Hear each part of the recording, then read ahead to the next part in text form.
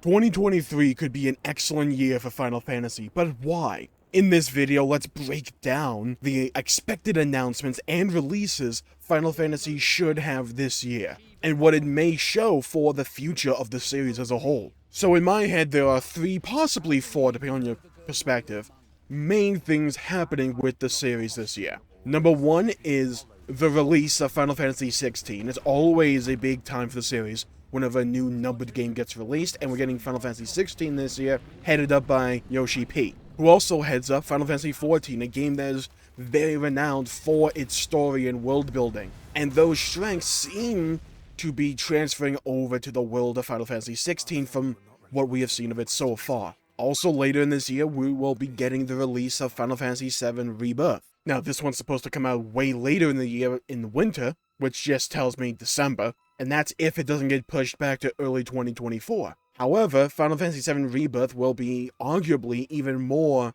impactful to the Final Fantasy VII series than Final Fantasy VII Remake, and why is that? Well, the remake established, essentially, that this is going to be a new story, and a lot of the remake was just about us mustering up the courage and the ability to break the bonds of destiny and shatter those shackles. Rebirth, we can expect some pretty significant plot twists to the overall Final Fantasy VII narrative, and they need to tread very carefully here between just feeling new for a new story's sake, or telling a cohesive actual narrative that feels like a story that needs to be told. It can tread that line, and I think from what I saw and played from Final Fantasy VII Remake, I trust their writing team in order to tell this nuanced story. But there's so many question marks involved with this game. We'll get into it in a little bit.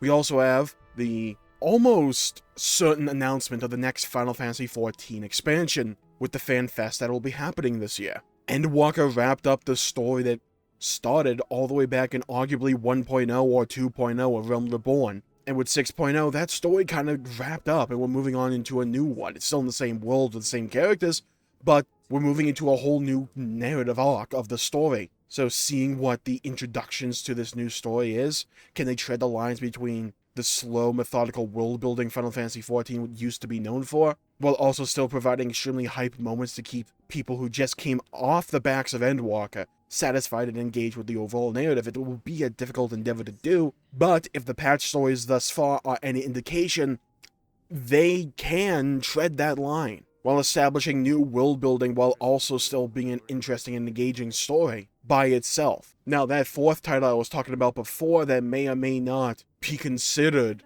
a big release for Final Fantasy in 2023 is Final Fantasy VII Ever Crisis. It is my understanding that this game should release in 2023, mainly because I googled Final Fantasy VII Ever Crisis release date, and the first thing that pops up is just the year 2023 in large font. But also, this should be a essentially retelling of the Compendium story, not the remake. So that OG Final Fantasy VII story, it will be a mobile game and probably will have gacha elements. I think it's for the weapon system, but for the overall narrative and, general story-based gameplay, it could be an extremely entertaining experience. We need to see some more of it, though. But think about it like that. There's 4 main releases or announcements, so release/announcements, for Final Fantasy just this year alone, unless there's any delays that we don't expect. Final Fantasy XVI, I'd argue, is the biggest one because it's a numbered game, but to me, the 3 main announcements, Final Fantasy XVI release, Final Fantasy VII Rebirth release, and the Final Fantasy XIV 7.0 announcement, will be pivotal for their respective series. Final Fantasy XVI has already seen a polarized reaction to its departure in overall style and gameplay from the Final Fantasies of old, kind of leaning farther into that real-time action combat. Now, it looks intriguing to me, it looks fun to me with the combos and weaving in various icon forms for different abilities. I think that looks very appealing to me and what I want to get out of a real-time action RPG combat system. However, it is still a stock departure from the games that have come before. You look at the combat systems of Final Fantasy XV, Final Fantasy VII Remake, and Final Fantasy XVI, and even though they're all real-time action, they're all very different from one another. And I want to see if Final Fantasy XVI is them just coming to terms with, hey, this is that style of combat that for the real-time action Final Fantasy games we can really lean into. Also, Final Fantasy Origins, sure, but every title so far with this real-time action, you want to call it an era, But Final Fantasy seems to be trying to build off the last and see what that game did, what it didn't do well, and iterate on that. And I want to see how much that comes together with Final Fantasy XVI, because it looks very appealing to me, and it looks very promising. And the story seems to be a far darker twist than we are normally used to with Final Fantasy. It's a mature rated game, it's an M-rated game, and I want to see how they're going to utilize that new rating, and whether or not it's just going to be for shock value, or to actually tell a story that requires those mature themes that give it the M rating. I'd far prefer that. Utilize it to tell a story that requires that rating. I also think they need to nail the combat and get overall gameplay out of the park. There's been a lot of pessimism surrounding the overall gameplay loop of Final Fantasies lately, and just how different they are from arguably the first 10 to 12 entries in the series, mainly 10. And whenever a series departs from its predetermined genre to such a significant degree, it's always going to breed a level of polarization towards the series, because you're going to have people that prefer the new style or just flat out prefer the old style, and feel that the new style is almost a betrayal of the essence of the series. I think Final Fantasy overall as a series is more than just its genre. However, I can see where those people are coming from, because it's never easy seeing a series that you know and love change into something that you just don't enjoy anymore. Personally, I like both eras, and I've made videos lately about an argument for the turn-based era and an argument for the modern era. I think they both have their own unique strengths, and I want to see the strengths of Final Fantasy XVI. I want to get my hands on it, I want to sink my teeth into it, and see what this game can bring to the table to feel unique. I feel that everything is there for Final Fantasy XVI to really succeed. The combat looks super fun and engaging, the story seems intriguing, and the world feels like Final Fantasy XIV in a lot of ways, and when you look at who's making the game, that makes sense, but it still looks very intriguing. I want to see how they execute on these various systems, because I'm optimistic so far.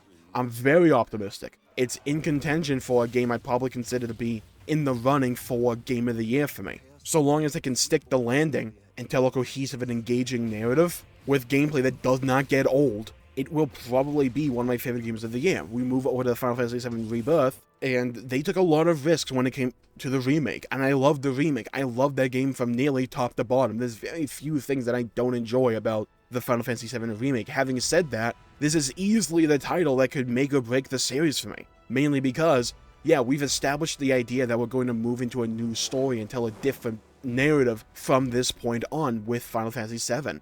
And sure, I'm down for that. We already have the original Final Fantasy VII, and we're getting Ever Crisis. I would love to see a more traditional remake or remaster of original Final Fantasy VII. I would love to see that as well, but I'm totally down for a new story. But they have to tread carefully here, because if the new story is essentially just an excuse for us to save Aerith, then what does that really add? What have we really been working towards?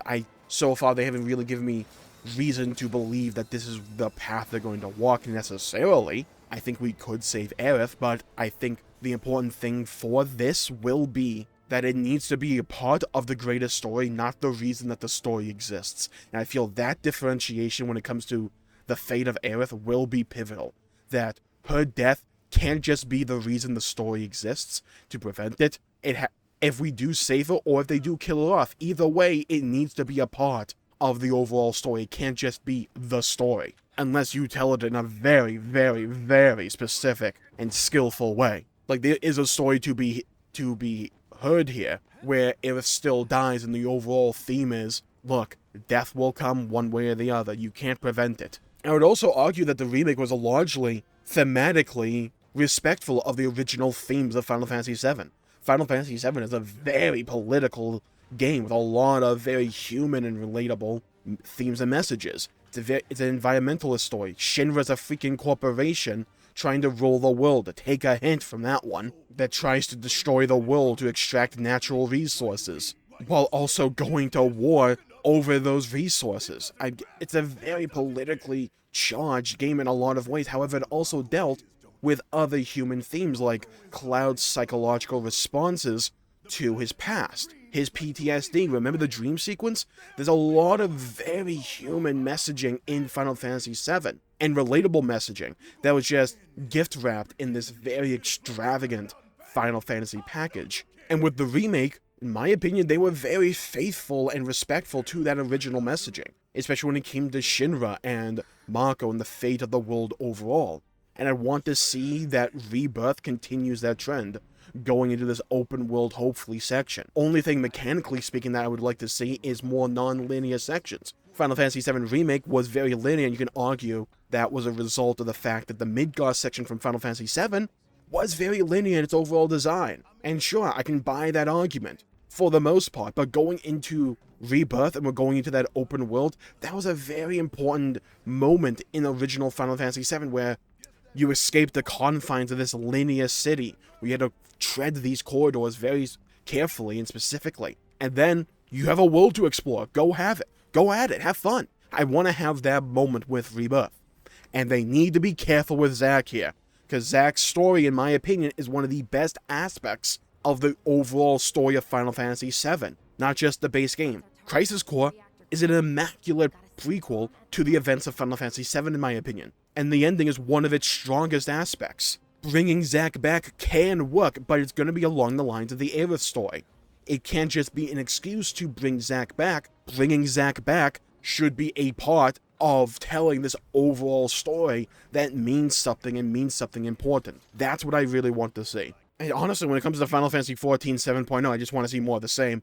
I think we're probably going to be going to Mirror City, and what I would really like to see, mechanically speaking, is another zone, kind of like Baja that we got in Shadowbringers. I love that type of content, and it's something I am absolutely missing out on when it comes to Endwalker's postgame, or endgame. And my hope for Ever Crisis overall is just, make it a good game. Don't let the gacha be intrusive, and let me be able to just play the story of the Final Fantasy VII Compendium without ever really having to worry about the gacha. You can do that, I'll be probably sold on it. Should be a little bit of fun every now and then.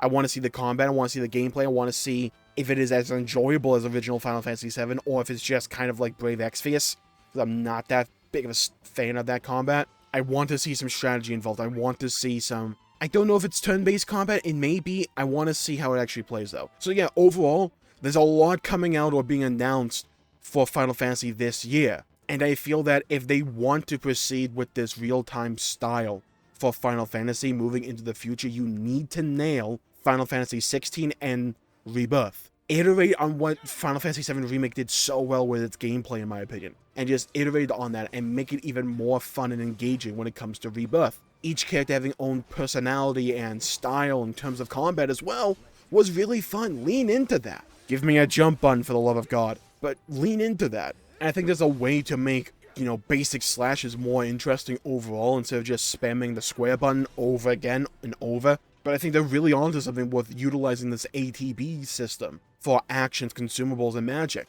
There's something to be said there. It's really fun, in my opinion. Lean into that. Iterate on it. Maybe give me a strong and a heavy attack baseline and add some combos to it. I would love to see something like that. I want to see the level design, because the level design, in my opinion, was probably the weakest aspect of Final Fantasy VII Remake. You up that, you gave some non-linearity to the game, and it can easily go even a tier higher than it was before with the remake. Final Fantasy XVI, in my opinion, needs to really show out. I'm optimistic about it, because I think this team and the people they have on Final Fantasy XVI absolutely can show out. The story needs to be more than just, ooh, revenge is bad. How many times have we gotten that story or that theme in video games before? And I've seen some screenshots on the Final Fantasy XVI website. The frickin' world can easily be gorgeous and one of the most recognizable for Final Fantasy overall. Like, there's some absolute beautiful stuff going on with Final Fantasy XVI. And I feel like a lot of people are getting hung up on the fact that the one press release we really got was just in that one dark castle at night. I mean, sure, the aesthetics of Final Fantasy are a very important aspect of it. But if you go on the website and you go to the media section, I'll leave a link to this in the description down below. My god, these are gorgeous. The use of color contrast, and especially in this crystal cave,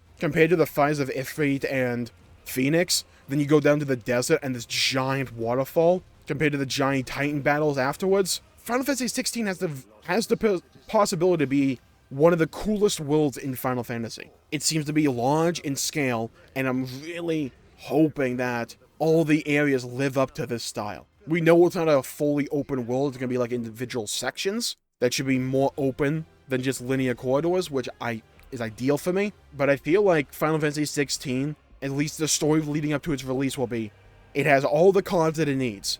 It just needs to build the house. It needs to stick this landing. And so far, I haven't been given a reason to believe that it won't stick the landing. And if Final Fantasy overall can nail all these releases or these announcements, then I think this could personally be one of the most hype years for Final Fantasy in years, arguably decades. They have a lot going for them with 2023. They need to nail them. Just think, if they can nail Final Fantasy XVI and Rebirth, and they get a hype as hell announcement for Final Fantasy XIV 7.0, we're cooking. We're just cooking. Like, you could argue it could be one of the best years of Final Fantasy overall, if they're able to nail all of these releases and announcements. They really could. It really could. So I'm going to call the video there for today. Thank you all for tuning in. My pleasure making the video. If you enjoyed it, please leave a like and subscribe. It really helps the channel out and helps support future content, and I greatly appreciate it. Just think about it. Three announcements or releases that could easily headline any other year for the franchise, all in one year. They need to nail this. I think they can, though. I'm optimistic. Thank you all for tuning in. Stay safe, everybody. Have a great day. If you liked the video, please leave a like and subscribe. It really helps the channel out and helps support future content, and I greatly appreciate it. And leave a comment down below with what you are looking forward to the most. Final Fantasy XVI, Final Fantasy VII Rebirth, the announcement for Final Fantasy XIV 7.0, or are you an Evercrashers kind of person? Let me know. I'd love to hear your thoughts, hear your opinions, and hear your perspectives. Stay safe, everybody. Have a great day. Go play some video games if you can. And as always, I'll see you all next time. Bye-bye, everybody.